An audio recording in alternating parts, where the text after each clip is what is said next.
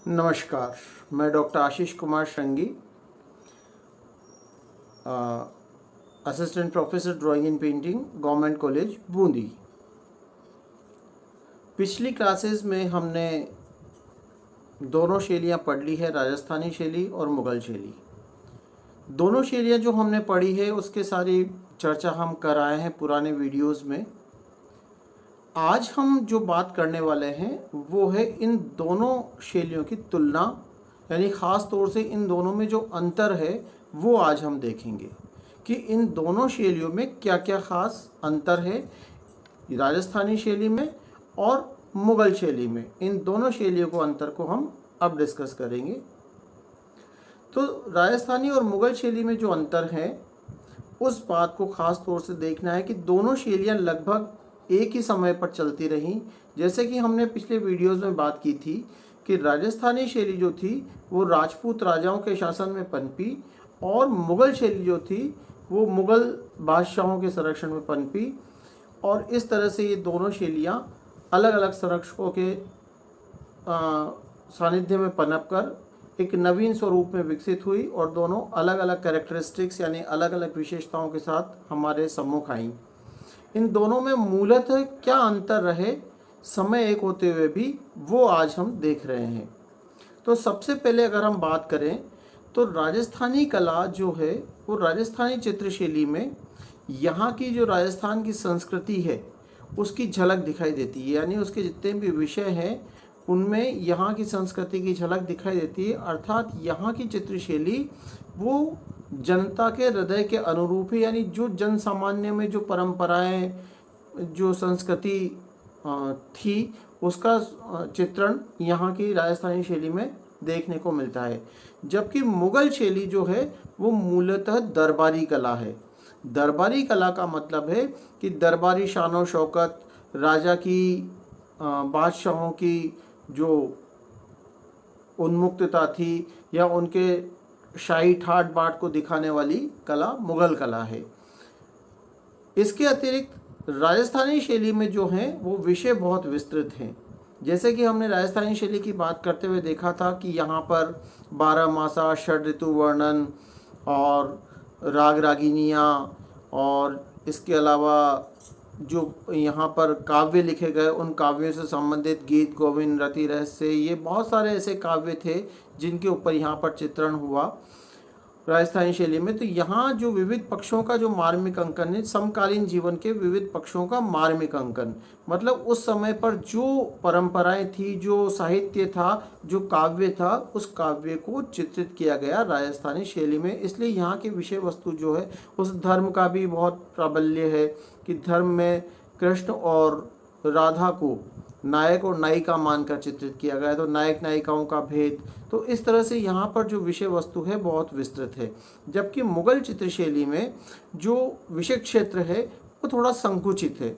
संकुचित का मतलब ये है कि प्राय राज दरबार यानी बादशाह के महल में होने वाली गतिविधियाँ, उनके दरबार लगना, दीवाने आम, दीवाने ख़ास, इन चीज़ों का अंकन होना और ऐतिहासिक घटनाएं, उनके जीवन में जो उन्होंने युद्ध लड़े या वो कहीं टूर पर जा रहे हैं यानी कहीं भ्रमण पर जा रहे हैं तो वहाँ का दृश्य। तो इस तरह बादशाहों के इच्छा चित्रों का अंकन मूलतः मुग़ल शैली में देखने को मिलता है।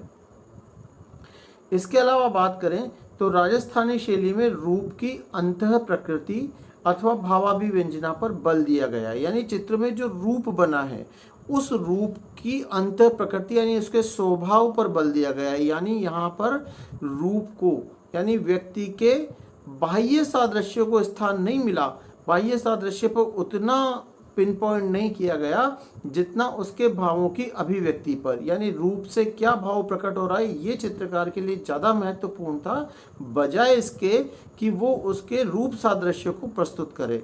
जबकि मुग़ल चित्रशैली में बाह्य आकृति सादृश्य पर बल है, यानी जैसा उसका चेहरा मोहरा है वो उनके लिए इम्पोर्टेंट था। जैसा कि हम पहले बात कर चुके हैं कि इसमें मुग़ल शैली में ख़ास तौर से यूरोपीय प्रभाव था, तो उस प्रभाव के कारण बाह्य सादृश्य पर बल दिया गया मुग़ल चित्रशैली में। राजस्थानी शैली की बात करें तो राजस्थानी शैली में सजीवता और मुद्राओं की लयात्मकता है। यहाँ की जो मुद्राएं हैं वो भावाभिव्यंजक है। भावाभिव्यंजक होने का मतलब है कि वो जो भाव प्रकट करना है उस भाव को प्रकट करने में यहाँ की मुद्राओं का विशेष सहयोग राजस्थानी चित्रशैली में देखने को मिलता है। और यहाँ की मुद्राओं में एक लयात्मकता है। तो मुद्राएं जो है वो भावाभिव्यंजक लयात्मक हैं, जबकि मुगल चित्रशैली में सजीवता और भावाभिव्यंजक मुद्राओं का अभाव है। वो लगती तो स्वाभाविक हैं, लेकिन उनमें सजीवता यानी जो मुद्रा है उससे वो भाव प्रकट करने में प्राय अक्षम नजर आती हैं, दिखाई देती हैं। इसके अलावा जो बात करें तो एक खास बात जो राजस्थानी शैली की रेखाओं में कोमलता का अभाव है। राजस्थानी शैली की जो रेखा है वो थोड़ा सपाट है, उसमें भावाभिव्यंजना तो है लेकिन वो सपाट है, कोमलता का अभाव है। किसकी अपेक्षा? मुगल शैली की अपेक्षा। अगर हम अपभ्रंश शैली की अपेक्षा देखें तो राजस्थानी शैली की रेखाएं जो है अपभ्रंश शैली की अपेक्षा कोमल हैं, किंतु किसकी तुलना में? मुगल शैली की तुलना में कोमल कम है। जबकि मुगल चित्रशैली में रेखाएं कोमल और बारीक यानी महीन रेखांकन, इतनी बारीकी से रेखांकन किया गया कि कहीं कहीं तो सूक्ष्मदर्शी यंत्र की सहायता लेनी पड़ती है रेखाओं को देखने के लिए। इतनी बारीक रेखांकन मुगल शैली की, महीनकारी जो थी वो ईरानी चित्रशैली से इसमें आई थी। इसके अलावा बात करें तो राजस्थानी शैली के जो वस्त्राभूषण है यानी वस्त्र और आभूषण जो बने हैं, और स्थापत्य यानी बिल्डिंग जो पीछे बैकग्राउंड में जो वास्तु बना है उसके स्थापत्य में सादगी है यानी वो सादा बनाए गए हैं। जबकि मुगल चित्रशैली में, मुगल वस्त्राभूषण में और स्थापत्य में विवरणात्मकता है। विवरणात्मकता मतलब एक एक बारीकी को बहुत सफाई के साथ उसमें दर्शाया गया है। कैसे कि जैसे बादशाह को सिंहासन पर बैठे हुए दिखाया है, तो बादशाह को सिंहासन पर बैठे हुए दिखाने के बाद उसके जो वस्त्र बने हैं, उन्होंने जो आभूषण पहने हैं, उनके जो मुकुट, जो पगड़ी लगी हुई है शाही पगड़ी, उस शाही पगड़ी में एक एक मणि जटित मणियों की जो सोने की कारीगरी है, उसके वस्त्रों के बेल बूटे, उनमें एक एक में छाया प्रकाश के साथ बहुत बारीकी से अंकन किया गया। जो पीछे वास्तु है, वास्तु की भी छतरी का गुंबज और उसमें नक्काशीदार जो जालियां हैं, बेल बूटे हैं, उनको बहुत ही विवरणात्मकता के साथ दर्शाया गया। तो मुगल चित्रशैली में वस्त्र और आभूषण और स्थापत्य में विवरणात्मकता यानी बारीकी बहुत दिखाई देती है, यानी एक एक चीज में महीनकारी। राजस्थानी शैली के चित्रों के हाशिए यानी बाउंड्रीज, उसकी जो बॉर्डर्स थी वो हाशिए कहलाते हैं। और हाशिए कैसे हैं राजस्थानी चित्रशैली के? एकदम सादा। सादा होने का मतलब ये है कि राजस्थानी चित्रशैली में जो चित्र है उसके चारों ओर की जो बॉर्डर है वो पीले या हिंगुल लाल रंग से बनाई गई है, यानी उनमें कोई अलंकरणात्मकता या आलंकारिकता या बेल बूटे या ऐसा कुछ नहीं बनाया गया।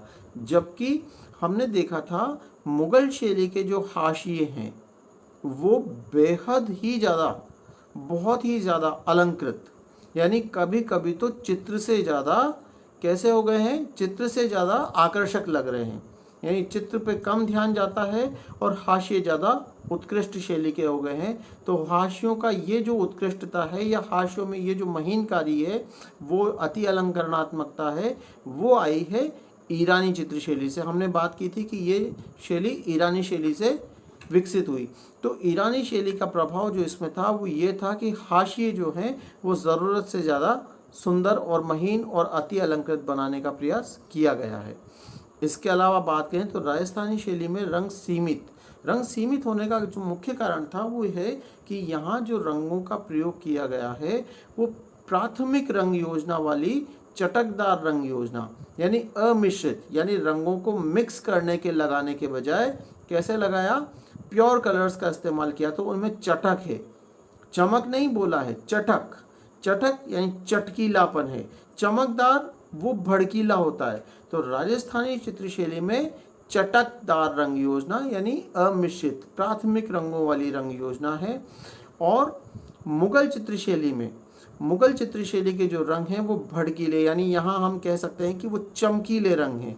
और ईरानी प्रभाव से विविध रंग योजना, बाद में आगे चलकर इन्होंने रंगों में सूफियानापन रंगों में सूफियानापन आया है। सूफियानापन आने का मतलब है कि उसमें उन्होंने एक ही रंग में सफ़ेद और काले के मिश्रण से एक ही रंग की विभिन्न तानों का प्रयोग किया, तो वहाँ पर रंगों में सूफियानापन आ गया, नहीं बहुत सोफिस्टिकेशन हुआ है।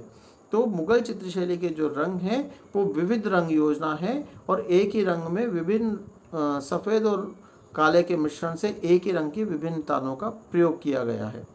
इसके अलावा राजस्थानी चित्रों में प्रकृति चेतना युक्त, अब प्रकृति चेतना युक्त हमने राजस्थानी शैली जब पढ़ी थी तब भी हमने बात की थी कि राजस्थानी शैली में जो प्रकृति है वो मानवीय भावों से रागात्मक संबंध रखने वाली है, यानी जो भाव मानव रूपों में, मनुष्य रूपों में दिखाया है चित्र में, वैसा का वैसा भाव प्रकृति के सारे अंगों में, प्रकृति के उपादानों में वही भाव प्रत्यारोपित किया है कलाकार ने। यानी समग्र चित्र से पूरे एक भाव की अभिव्यंजना होती है, कहीं भी उसमें भावों में विरक्तता नहीं है। ऐसा नहीं कि प्रकृति से कुछ और भाव प्रकट हो रहा हो और मनुष्य आकृति से कुछ अलग भाव प्रकट हो रहा हो। तो राजस्थानी चित्रशैली की जो प्रकृति है वो मानवीय भावों के अनुरूप है, यानी मानवीय भावों से रागात्मक संबंध रखने वाली प्रकृति का अंकन राजस्थानी शैली में हुआ। जबकि मुगल चित्रशैली में प्रकृति जो है वो अनैसर्गिक, अनैसर्गिक का मतलब यहाँ पर ये नहीं है कि वो स्वाभाविक नहीं दिखती, वो स्वाभाविक दिखती है लेकिन वो आलंकारिक है और इसके अलावा वो मानवीय भावों से रागात्मक संबंध रखने वाली नहीं है। तो ये जो खास बातें थी ये थी। यहाँ अनैसर्गिक को आप अनैसर्गिक का मतलब स्वाभाविक नहीं समझे, वो प्रकृति स्वाभाविक थी किंतु भावों के प्रस्तुतिकरण में वो भावात्मक एकता का बोध नहीं कराती है वहाँ पर मुगल चित्रशैली में, वहाँ की प्रकृति। आगे चलें तो आगे जो हम देखते हैं यहाँ पर राजस्थानी चित्रशैली के जो चित्र हैं वो छिन्न चित्र अधिक बने हैं। छिन्न चित्र का मतलब है कि एक हरे कागज पर, यानी एक पेंटिंग बनी एक कागज पर, दूसरी पेंटिंग दूसरे कागज पर, ये एक हरा। लेकिन ये एक हरे जो चित्र हैं वो कैसे बने, हमने बात की थी वसली पर, यानी वो एक हरा कागज कैसा है कि बहुत सारे कागजों को चिपकाकर कागजों की एक मोटी परत बना लेना, वो वसली कहलाती थी। तो यहाँ के जो चित्र बने हैं वो वसली पर बने हैं, एक हरे हैं। जबकि मुगल चित्रशैली में जो पुस्तक चित्रण की परंपरा है वो वहाँ पर देखने को मिलती है, यानी जो उनके शाहनामा, अकबरनामा, बाबरनामा, अनवार सुहेली, रज़्मनामा, खमसा निज़ामी, नल दमन, ये जो पोथियाँ चित्रित हुई, ये पोथियाँ जो थी वो मुगल चित्रशैली में चित्रित हुई। ऐसा नहीं कि राजस्थानी चित्रशैली में पोथियाँ चित्रित नहीं हुई, लेकिन यहाँ पर जो परंपरा थी वो छिन्न चित्रों की परंपरा अधिक थी और मुगल चित्रशैली में पोथी चित्रण की परंपरा ज़्यादा थी। तो इस तरह से ये भी एक खास अंतर दिखाई देता है। राजस्थानी शैली में जो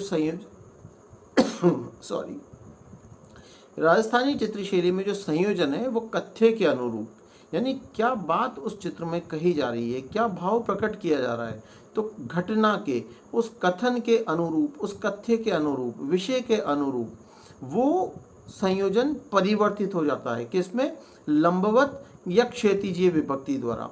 अब लंबवत या क्षैतिजीय विभक्ति क्या है कि जैसे आपने राजस्थानी चित्रशैली के जो चित्र देखे थे उनमें आड़ी या खड़ी पट्टियों में एक ही घटना के विभिन्न दृश्यों को बांट करके दर्शाया गया है। यानी कहीं पर राधा संदेश भेज रही हैं कृष्ण के पास, तो वो अपने महल में दिखाई गई हैं एक आड़े, एक क्षैतिजीय पट्टी में, जहाँ पर वो एक संदेश लिखकर अपनी संदेश वाहिका को दे रही हैं। फिर दूसरे दृश्य में वो संदेश वाहिका एक वन में चलती हुई जा रही है उस संदेश को पहुंचाने के लिए। तीसरे दृश्य में वही जो पत्र वाहिका है वो जाकर कृष्ण को वो संदेश देती हैं। तो इस तरह से ये जो तीन घटना है, तीन अलग अलग दृश्य हैं, उनको आड़ी खड़ी पट्टियों में विभाजित करके, यानी पूरे चित्र धरातल को आड़ी या खड़ी पट्टियों में विभाजित करके चित्र के कथ्य के अनुरूप एक चित्रात्मक संयोजन बनाया है। ये राजस्थानी शैली में खास बात थी।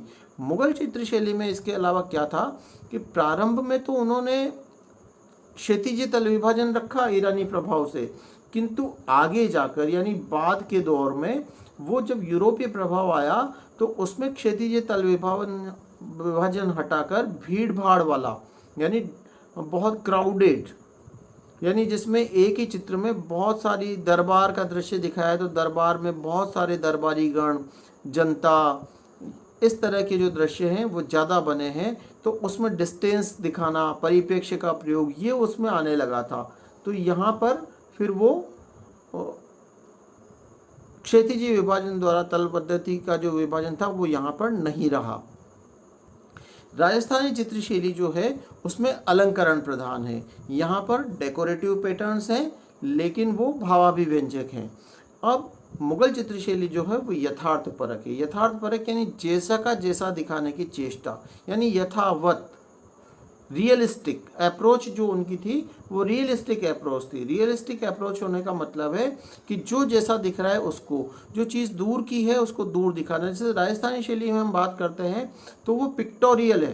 पिक्टोरियल मतलब 2 डायमेंशनल है। वहाँ पर छाया, प्रकाश या डिस्टेंस दिखाने का प्रयास नहीं किया गया, वहाँ पर उस चित्र को चित्रात्मक, चित्रोपम, सुंदर बनाने का प्रयास किया गया है। जबकि मुगल चित्रशैली में डिस्टेंस, लाइट एंड शेड के द्वारा और परिप्रेक्ष्य के द्वारा ये दिखाने का जो प्रयास किया गया, ये मुगल चित्रशैली से आया। ये सारी तो समानताएं अंतर जो थे वो मुगल और राजस्थानी शैली में थे। एक जो खास समानता इसमें रही वो बड़ी इम्पोर्टेंट थी कि दोनों ही चित्रशैलियों में एक चश्म चेहरे बने हैं। यानी चाहे हम मुगल चित्रशैली की बात करें या राजस्थानी चित्रशैली की बात करें, दोनों चित्रशैलियों में एक चश्म चेहरे बने हैं, यानी साइड फेस बना है जिसमें एक ही आंख का अंकन होता है। इसके बारे में हम दोनों चित्रशैलियों में चर्चा कर चुके हैं, वो आपको बात समझ में आ गई होगी। जैसा कि हमने बात की एक चश्म चेहरे की, तो अकबर के समय में जो शैली डेवलप हो रही थी मुगल चित्रशैली, उसमें ज़रूर प्रारंभ काल में ईरानी प्रभाव से 2.25 चश्म चेहरे बने, लेकिन जैसे ही मुगल चित्रशैली अपने संपूर्ण स्वरूप में आई तो वहीं से इसका एक चश्म चेहरा बनना शुरू हो जाता है। तो ये जो खास अंतर थे राजस्थानी और मुगल चित्रशैली में, और एक जो समानता थी वो आपको बताई कि एक चश्म चेहरे बने हैं। तो ये इन दोनों चित्रशैलियों के बीच में अंतर थे, इन दोनों चित्रशैलियों की तुलना थी। Thank you so much. उम्मीद है कि आपको ये चीज़ समझ में आई होगी और आप इसको देखें और समझें। वो बात समझ में नहीं आती तो फिर पूछें। Thank you very much.